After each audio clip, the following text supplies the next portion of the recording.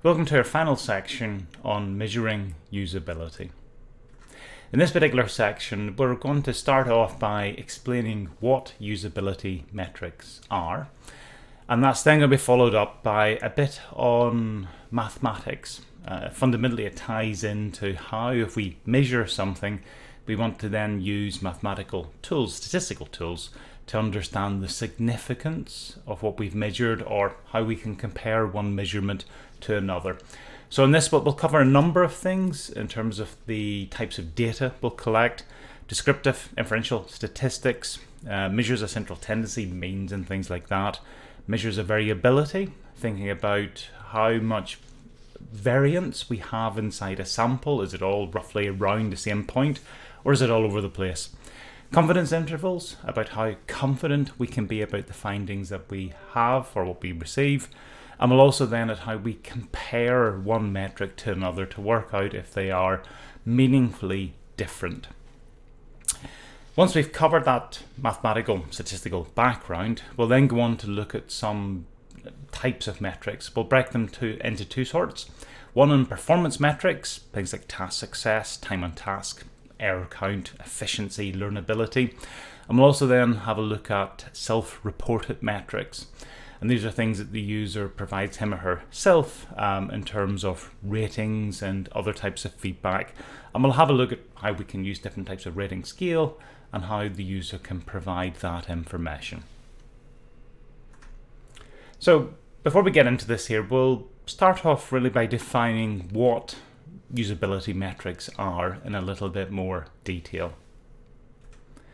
Now, to start this off, in turn, we'll also explain what are metrics generally, of which usability metrics are one particular type.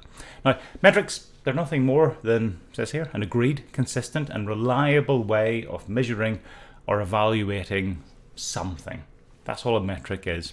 And we're very familiar with metrics. We use them every single day. Certainly if we're talking about the time or the temperature of something or the weight of something. And all domains, all fields, they define metrics that are relevant to that particular domain.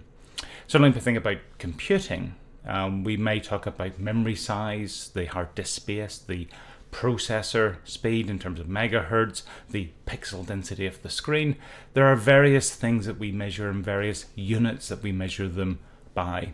And it's no different at all for the field of user experience when we think about the user's experience of using something, how usable it is. Here the type of measurements we'll look at will be things like task success. Was the user able to accomplish what they set out to do? User satisfaction, how happy were they at the end? Error rate, for example, is another one in terms of how many errors were encountered along the particular way. One of the things that is rather fundamental to a metric then is it measures, certainly a usability metric, is that it measures something, some aspect of the relationship or the interaction between a user and the software that they are using. So that ties into then what a usability metric is all about. Now, quite often, some of the things we'll be measuring are to do with effectiveness in terms of that interaction, that the user is able to complete the task. Efficiency is also going to be another common metric that we'll have a look at, and that's going to try to capture how much effort was required to complete the task. And then finally, the third common type is going to be satisfaction. And that's going to tie into how satisfied, how happy, how content or discontent the user is whilst performing and also after having completed the task. And they're the three key bits. Can the user do it? Can it be done efficiently? And how happy was the user with that particular process? And if we're measuring these, we're capturing some of the key elements then of that user experience. Like all other metrics, usability metrics, they must be, to be a metric, they're quantifiable. They're things that we can measure.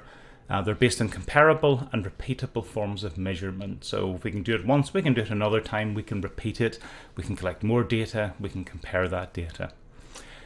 Alongside that, our metrics are going to be derived from observation. We're going to get users to do things, and we'll measure aspects of that. We'll observe it.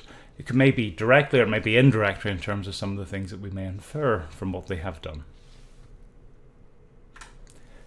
Confidence is going to be important in all of this. And by confidence, what we mean is that if we say, for example, that 80% of users were able to complete the task within 30 seconds, we will not have tested every single user of the system. We may have tested 5, 10, 20 people. How confident are we that that finding, that let's say 80% could do it within 30 seconds, it may be a measurable quantity for 10 users, but how confident are we that that's also going to be the picture for 1,000 users or for all of the users? So confidence then is a key element then. It's a statistical aspect. It lets us measure and say how confident we are in the findings that we receive. And that's really very important because our sample sizes tend not to be that large in terms of usability measurements. So in this sense, we always have to report our findings alongside with a confidence interval. So the reader and indeed ourselves, so we can understand how strongly we can make those claims, or what is the probability that those claims may actually be wrong.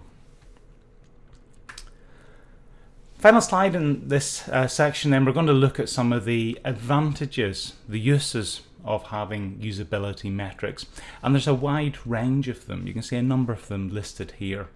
So they help us answer fundamental questions about usability. So for example, is the new product more efficient to use than some other product? It may be the old one, it may be a competitor's. We don't have to guess. We can get users to complete tasks using both products, and we can measure aspects of how they did it, and we can then ask, are the findings significant in terms of what they show?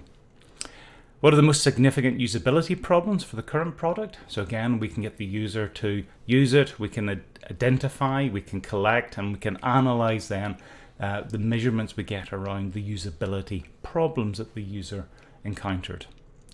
So can the user use the product without making errors? Similar type of thing. Do the users enjoy using the product? Again, we can evaluate this, we can get the findings, and we can then think about that in comparison to other products. And will the users recommend this product to another? So metrics provide us a way of answering all of these, which are rather fundamental questions.